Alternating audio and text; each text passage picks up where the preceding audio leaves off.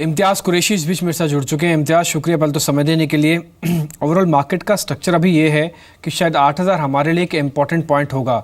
हम ये आपसे समझेंगे कि 8000 की स्ट्रेंथ कितनी ज़्यादा है, लेकिन अभी जो आपके सामने ग्राफिक्स देख पा रहे हैं आप, ये सभी शेयर हैं जो आज उनसे हम डिस्कस भी करने वाले हैं।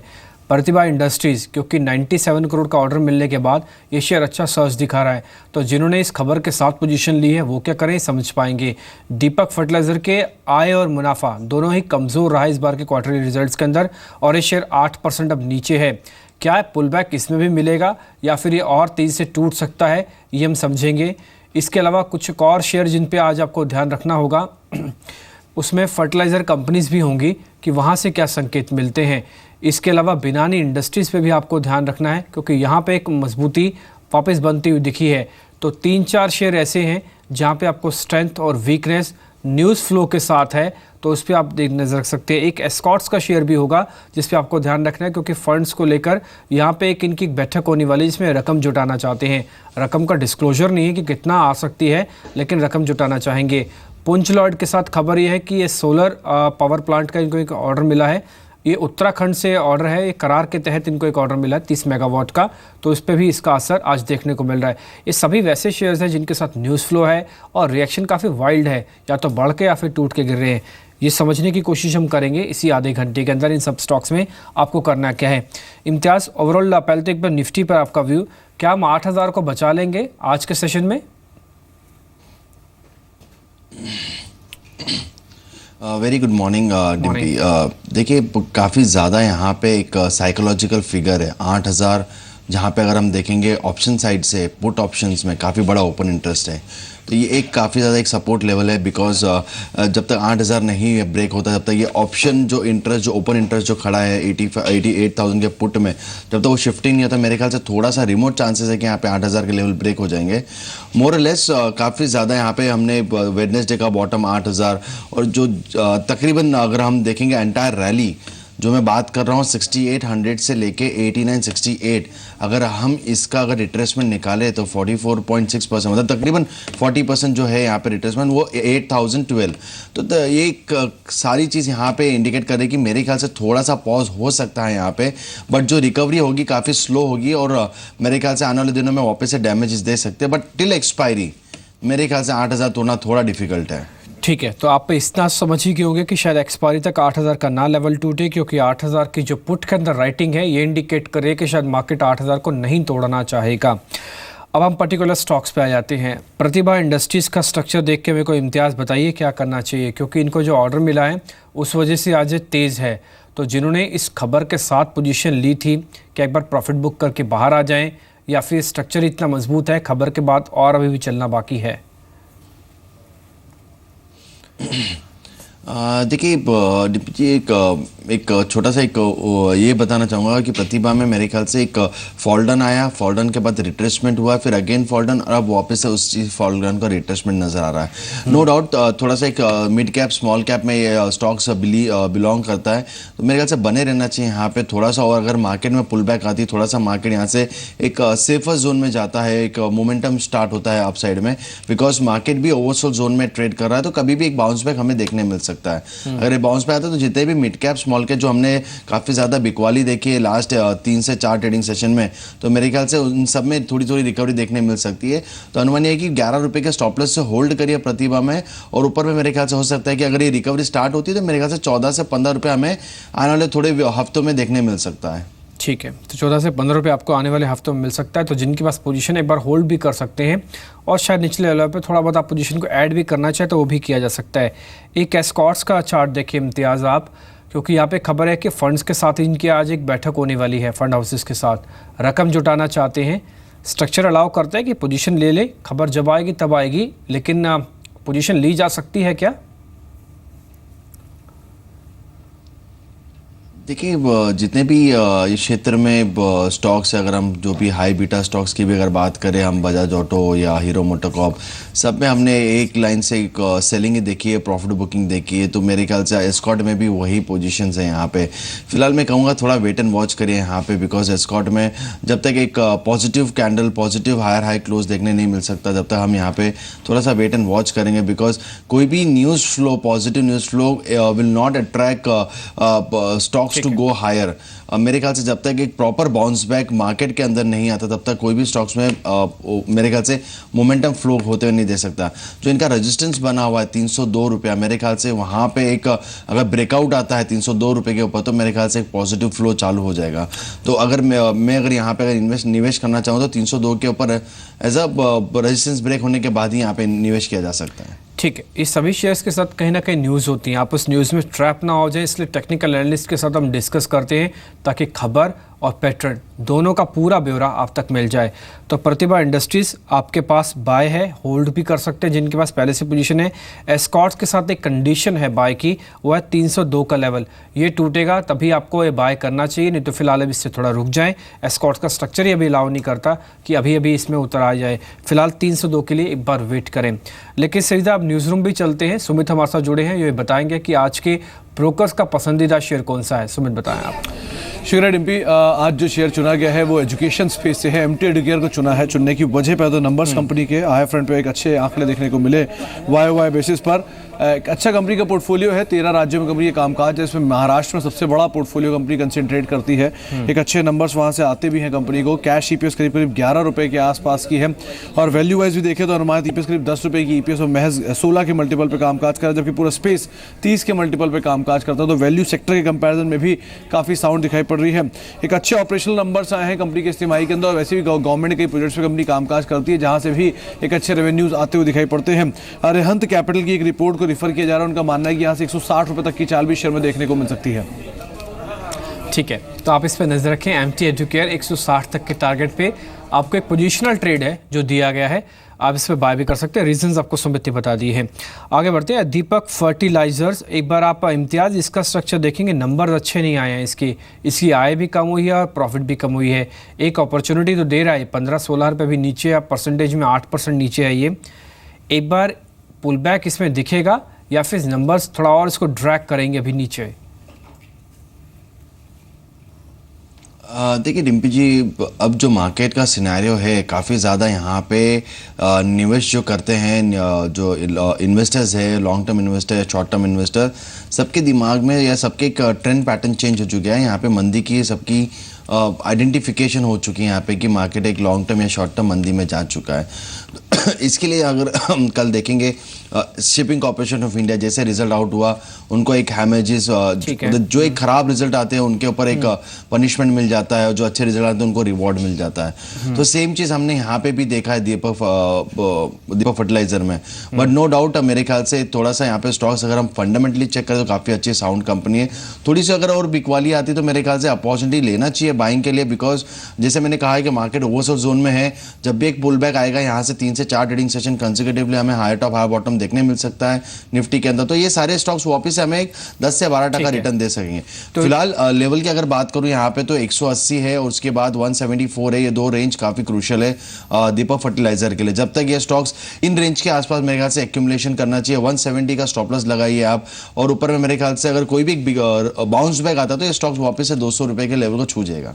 ठीक है, तो अब तक 3 शेयर हमने बात कर ली है। दीपक फर्टिलाइजर पे एंट्री का लेवल भी आपको मिल गया है 174 और 180। अभी ये शेयर थोड़ा ऊपर है। प्रतिभा इंडस्ट्रीज़ की प्लेट अपने ग्राफिक्स के जरिए देख लिया कि आपको होल्ड करना है। जिनके पास है वो होल्ड करें, जिनके पास नहीं है स्टैगर वे में धीरे धीरे खरीदारी कर सकते हैं।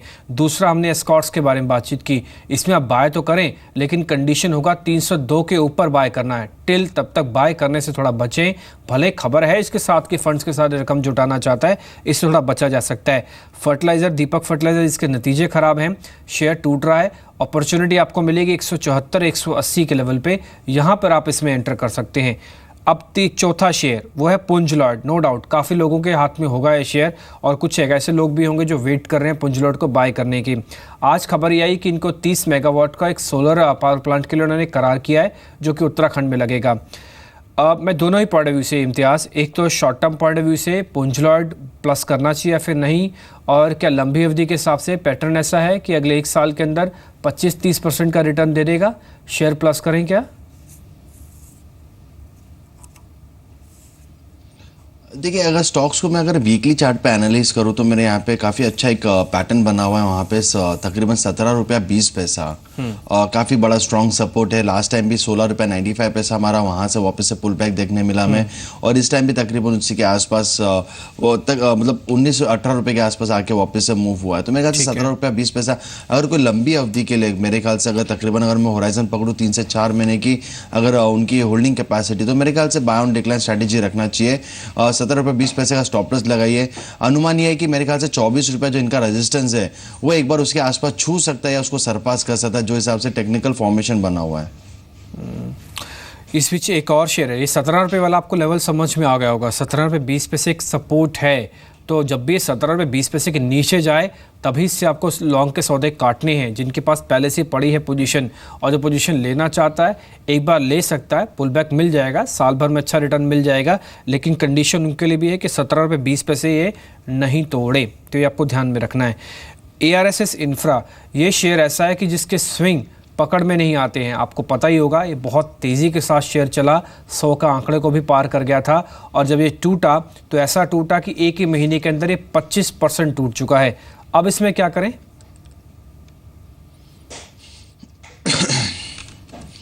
देखिए डिम्पी जी, जैसे आपने कहा यहाँ पे कि स्टॉक 27 रुपये से 113 रुपया और 113 रुपये से वापस से 53 रुपीज़ या मेरे ख्याल से उसके भी नीचे, तो मेरे ख्याल से एक काफ़ी ज़्यादा चिंताजनक यहाँ पे नज़र आ रहा है। बट अगर वीकली चार्ट को एनालाइज करूँ तो मेरे ख्याल से 42 रुपीज़ का भी अभी भी जोन पेंडिंग है। तो मेरे ख्याल से मैं ये नहीं कहता कि 42 आ सकता है, बट हो सकता है कि 42 के लेवल को छू के वापस से रिबाउंड कर ले, बिकॉज अगर एंटायर रैली की अगर हम रिट्रेसमेंट निकालेंगे तो तकरीबन 42 will become as a 78.6% retracement, तो काफ़ी अच्छा एक फिबोनाची नंबर भी आ जाएगा वहाँ पे। तो मैं ये नहीं कहूँगा कि यहाँ पे जो ऑलरेडी निवेशक है यहाँ पे एवरेज कर सकते हैं, और जो पेंडिंग जिनको अगर निवेश करना है तो मेरे ख्याल से थोड़ा सा इन लेवलों पे यहाँ पे निवेश करना चाहिए। बट अब की जो टाइम होराइजन होगी मेरे ख्याल से एक लंबी अवधि रखना पड़ेगा, तकरीबन 6 महीने से साल भर के आसपास, तो ये स्टॉक्स आपको वापस से एक रिबाउंड में 95-92 रुपीज़ वापस दिखा सकता है।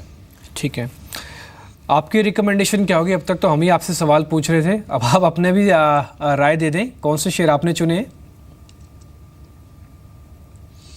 देखिए डीपी जी, जो हिसाब से मार्केट का सिनेरियो बना हुआ है मेरे ख्याल से मैंने यहाँ पे तो कोई ज़्यादा स्टॉक्स पे रिकमेंडेशन नहीं दिया, बिकॉज जैसे मैं कहना चाहूँगा कि better to save a play rather than taking a bottom और कैचिंग अ बॉटम।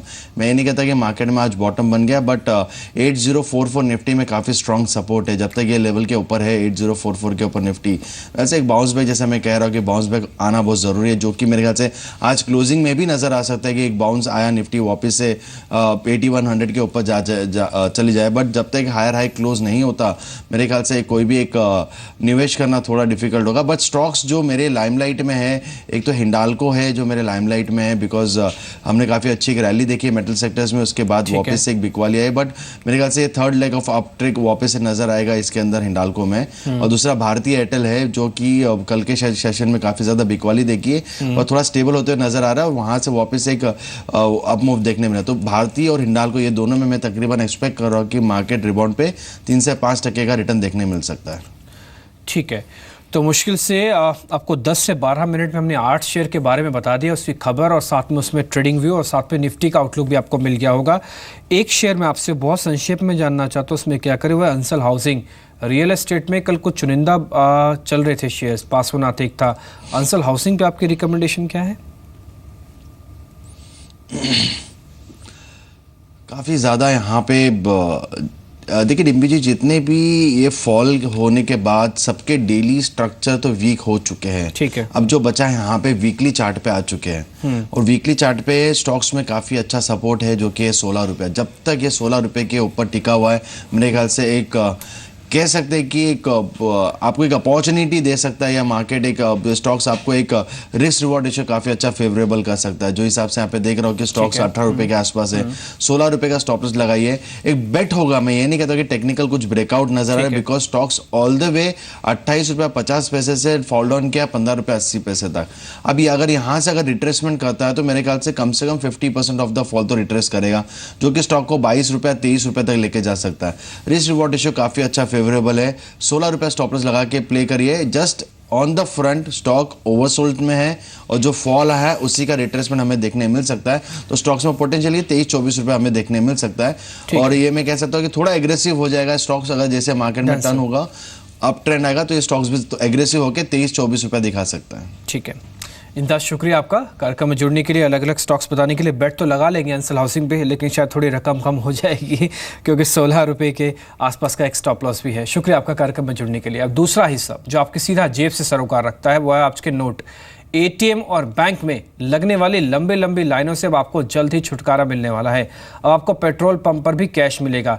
देश भर के 2500 पेट्रोल पंप पर यह सुविधा आज से मिलना शुरू हो जाएगी, जिसके लिए बीपीसीएल, एचपीसीएल, आईओसी यहाँ पे मशीनें लगाएगा। एसबीआई के साथ इनकी बातचीत हुई है, पोस्ट मशीनें होंगी।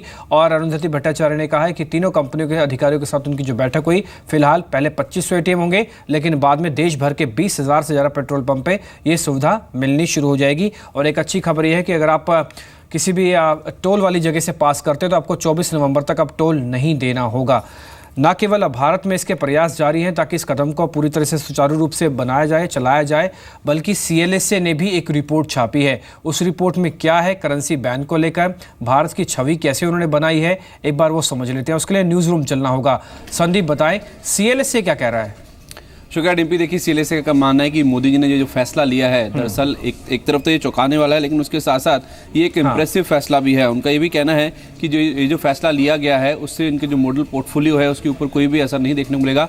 निवेश में कमी नहीं करेंगे। इनफैक्ट कुछ ऐसे स्टॉक्स हैं जिनमें उन्होंने अपना जो वेटेज है वो बढ़ाया है, जिसमें HDFC, India bull housing, Arvind, इनका जो वेटेज है उसमें करीब 1% के आसपास की वृद्धि की गई है, क्योंकि उनका ऐसा मानना है कि बाजार में जो मौजूदा गिरावट हो रही है वो दरअसल निवेश बढ़ाने का मौका है। केवल एक स्टॉक है परसिस्टेंट सिस्टम, जिसको उन्होंने अपने मॉडल पोर्टफोलियो से हटाया है। और उनका ये कहना है कि जो करेंसी बैन का असर है वो केवल छोटी अवधि के लिए है। जो शॉर्ट टर्म पेन है, उनका मानना है कि लंबी अवधि के लिए यानी कि लॉन्ग टर्म के लिए गेन साबित होता हुआ नजर आ सकता है। उनका ये भी कहना है कि जितना भी हंगामा हो रहा है उसके बावजूद भी मोदी जी ये जो कदम लिया गया है उसके क्लियर कट विनर के तौर पे सामने आएंगे। और जो कुल जमा राशि है जो कि करीब 224 अरब डॉलर के आसपास है, उसका 10 से 20% के आसपास का जो हिस्सा है वो शायद बैंकों को ना लौटाना पड़े, क्योंकि हो सकता है कि जो राशि बैंकों में जमा हो रही है उसका सोर्स लोग शायद ना बता पाए। तो उस लिहाज से बैंकों के पास काफ़ी ज़्यादा जो राशि है वो बढ़ती हुई नजर आ सकती है, उससे कहीं ना कहीं बैंकों को भी फायदा होगा। उनका ये भी कहना है कि जो फैसला लिया गया है उससे ये भी साफ तौर पे सामने आया है कि मोदी जी एक अनऑर्डिनरी पॉलिटिशियन है और काले धन और रिफॉर्म से जुड़े हुए जो कड़े कदम हैं वो शायद आगे भी जारी रह सकते हैं और ये काफ़ी महत्वपूर्ण कदम है उनकी ओर से। उनका ये भी कहना है कि एक चीज़ आपको जरूर ध्यान में रखनी होगी कि अपकमिंग यूपी इलेक्शन जो अगले साल, उससे पहले अगर आप देखें तो ये मोदी जी का काफ़ी बड़ा एक राजनीतिक रिस्क है। लेकिन ओवरऑल देखा जाए मार्केट पर्सपेक्टिव से या तो फिर इकोनॉमी के पर्सपेक्टिव से उनका कहना है शॉर्ट टर्म में जरूर एक पेन देखने को मिल सकता है, लेकिन ये जो मौजूदा गिरावट आ रही है उसे आप एक निवेश के मौके के तौर पर देखें।